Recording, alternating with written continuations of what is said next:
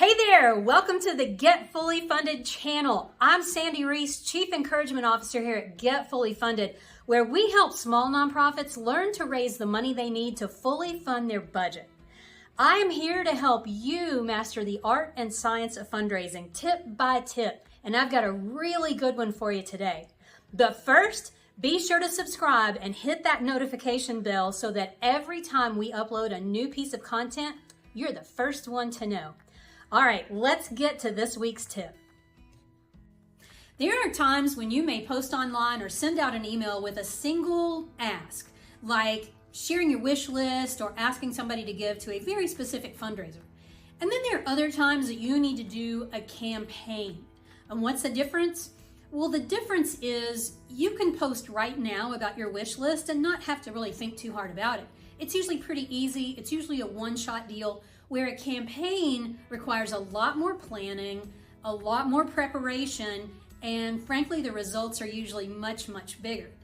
When would you use an online fundraising campaign? Well, things like Giving Tuesday or a Last Chance campaign, which runs between Christmas and New Year's, or there may be other times throughout the year when you may do this.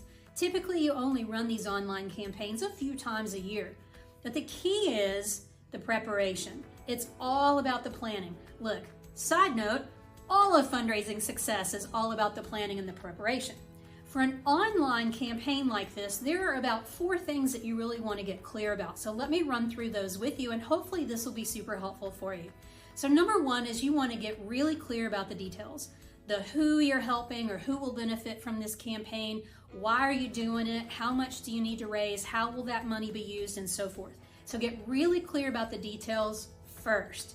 Then you want to write copy. What is copy? It's text. It's language that you could use in an email, in a social post, or maybe even put at the bottom of your email signature. Once you write that and you get it nailed down, you can actually use it in lots of different places. So it's really worth taking the time to get it right. And by the way, you can't just say, hey, we're doing this online fundraising campaign, please support us. You really got to connect with your donors and prospects emotionally. You've got to give them a reason to care. Your copy has to be compelling, and there has to be a sense of urgency. In other words, why should they give, and why should they give now? Now, one of the ways you can support that is with photos and video. Video is very powerful, especially if you can show scenes from the front lines of your organization. That is a fabulous way to take people there without literally taking them there. You can take them there visually and connect emotionally with the heart of your organization. So think about photos and video you may need for your campaign. Sometimes those take some time to collect, especially if your office and the place where your program happens are in 2 different locations. So you want to think about this. Or if you can't show the front lines of your organization for confidentiality reasons, then what can you show? Think about that. For some organizations, it might be an empty room where children are going to gather who have been victimized in some way. Or maybe it's a room where adults are going to gather to learn to read or to get support. Think about what you can show. All right, so get clear on the details.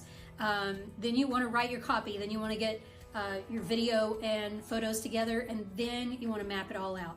What are you going to share and when? What goes out via email? What's going to be posted on social? And if you can schedule all that stuff ahead of time, do that. Remember in all of it to keep it short. People have very, very short attention spans, so keep everything you do very short, very easy to understand and engage with, and make sure you always have a clear call to action so that when you run your campaigns, which are going to last over multiple days, even though things like Giving Tuesday happen on a single day, you're going to prepare and you're going to remind people about it several times. So your campaigns are going to last over several days. Go ahead and schedule all of that out, so then you don't have to be at the last minute trying to push buttons and make sure everything's working right. Then your campaign has the greatest chance of success in raising the most money possible. If you like this video, there's plenty more where this one came from. Be sure to subscribe and click the notification bell so that every time we add a new tip, you're the first to find out. I don't want you to miss a single thing.